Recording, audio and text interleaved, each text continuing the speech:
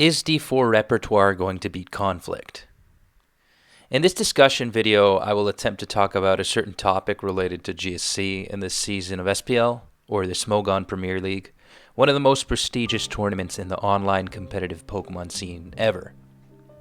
So to start this off, I'm going to break the discussion down in an essay-like format. I'm going to focus on D4 Repertoire, the player, and introduce his character, which tours he's entered and won, and which were his nicest wins and performances, more or less. I will then talk about his play style, or his skill set, as well as the factors that play into his favor, how it pairs with the player Conflict, and then I guess I will move on from there. So to start off, who is D4? Based on what I've managed to gather, it seems that D4 is an American player and he only joined the Smogon forums in April of 2020, which is fairly recently for someone that's already a starter in SPL just 3 years later. He probably started tournaments in GSC right away, joining the GSC Summer Seasonal, a 64-man Smogon circuit tournament, which he won. That's really impressive as a start. And to make matters even more interesting, he faced off against two really strong players, perhaps even three. He sent False to losers, as well as Vileman in round 8 and 10 respectively, and then he would later meet Vileman in the grand finals from the winner's side, of course, where he promptly defeated him in 3 games. Vileman is a really high-level player, and he knows his thing. He's no pushover. It's pretty amazing to win a tournament like that when you've literally signed up to Smogon a few months earlier. I was kind of impressed, to say the least. Then there's the GSC Winter Seasonal of 2022, and that year it had 128 players, where he beat players like Cyber Odin, Pogus, and Ruby Blood, and then in the finals defeated Xylo XX. There are a number of lesser tournaments which he won, and also big tours where he had a solid placing in just those 3 years now, approaching 4 years of his career. He won the Pokemon Perfect End-of-Year Championship in GSC. He also participated in the second GSC Invitational as a play-in player, where, of course, he qualified. During the play-ins, he proved that he was able to pilot a variety of different teams, and in the main event, he got sent to losers by Alice in round 1. Alice was the winner of that tournament in the Invitational and has not dropped a single set. So that's important to keep in mind. He would then move on to face Zokaru in losers round 3, whom he got a successful matchup against, I would say. He even eliminated TC in the process, but later got eliminated by Mana. Though he went out 2-2, not counting the activity match, and he did face the champion of the tour in round 1, D4 went out in style, one could say, judging not only based on his victory against two high-level players like Zokaru and TC, but also by the fact that he is the player who in this tour probably came the closest to getting a 2-1 victory over Alice, the champion. This may sound controversial, but if we consider that in Game 1 he lost a timer, in Game 2 they tied, Game 3 he won, and then Game 4 came down to a Cursed Tyranitar versus a Lastmon Cursed Skarmory from Alice's end. It seems pretty clear that this early defeat in Alice could easily have shaken up the outcome of the tournament. Not saying that he would have won, because I don't think he was quite on the same level of play as other big names yet, but his tour run was a valiant effort.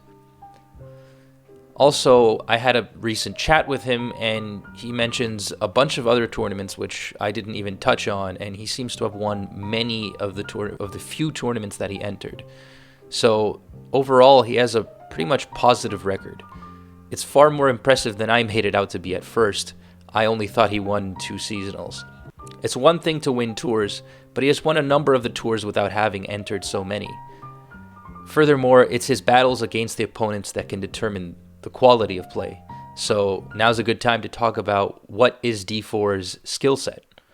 So like many of the players who start off their GSC career, D4 is someone who is pretty proficient in the use of offense teams, as you can see in most of his games in GSC Invitational 2.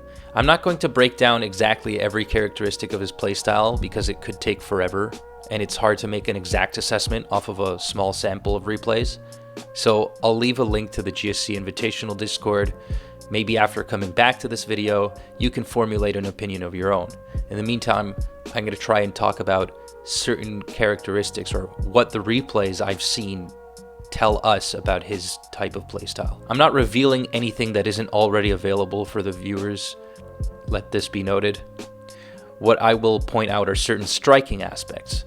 For one, we've seen in the GSC Invitational 2 that he does like to use baton pass, the very traditional kind, the one that has agility pass, Jolteon, agility pass, Smeargle, or some various variations of that, but you know, the classic one based off of Jorgen's original team. Some people wouldn't dream of bringing baton pass versus high-level players in such a high-stakes tournament, because you know it's a chance of winning prize money, and it's traditionally believed to be very fishy and inconsistent. But D4 proves that he's at least comfortable using this and has an open mind about what can or cannot be brought. In fact, he wins over someone like Zakuru, who has a very different idea of how teams should be built, and TC. These victories to me reflect the mindset of someone who will make certain sacrifices in prep to gain some form of advantage. When compared to now though, his play was much shakier in the Invitational at times, and there wasn't an official ban on mean look and baton pass in place yet. So that sort of plays in favor to the fact of regular baton pass being a lot less affordable to simply play into. He seems to tap into his strengths when he is under pressure, which means he will not crumble. We can see this today if we look into week 1 in his game versus Jester, where Jester had to take out D4's Machamp with Exeggutor to win, but D4 kept on threatening the Exeggutor and ultimately managed to thwart his offensive win con. Now, in most games I've seen players struggling either in the RNG management against D4 or in the effective and steady play, like when people bring Stall. D4's playstyle is a little particular in this regard. He seems to have really fleshed out his playstyle. It's been much more fleshed out, and most times when Stall was brought against him, he was proven not to be the one giving up or forfeiting any valuable mons or win conditions. Or there were much closer games where his opponents simply didn't seize the opportunity when he was open to a certain threat, and then he eventually just capitalized off of something like a full para or a freeze or crit. One game that comes to mind is the game between Fear and him, where Fear seemed pretty dominant, but wasn't applying as much pressure as he could have, and then eventually his Raikou, I believe, got frozen, and the whole team crumbled after that. When you run into a top-level threat like Fong or Fear, you will want to know when it's time to try and use that, because it's hard to play better than they can.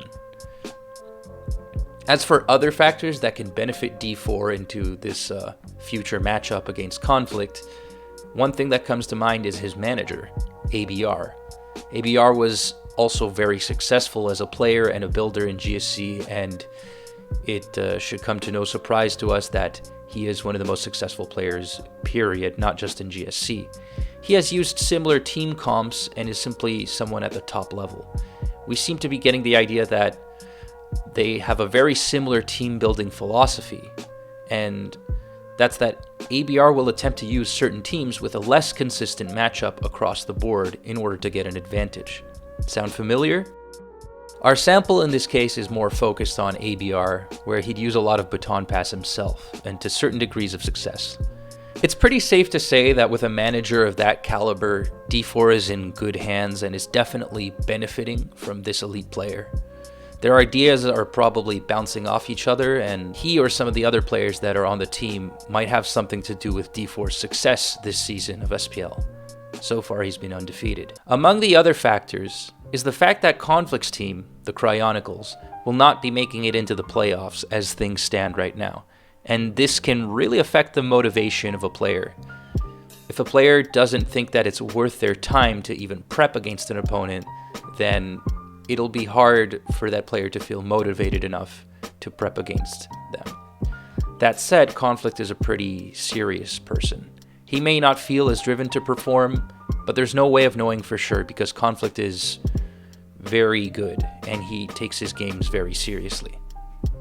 There is also the fact that D4 Repertoire only has to face Conflict in a best of one. In a best of 3 scenario, I think a lot of people are of the idea that Conflict wouldn't lose. He's simply too high level, and the same could be said about a bunch of other players that D4 had successfully managed to defeat. As such, he's in a position where he might not have much to lose with the best of 1. He can afford going for a risky playstyle, and worst case scenario, he simply lost to a top level player. Conflict is an interesting player. I think some of those watching this channel know that he likes to use double normal offense and other less conventional team styles.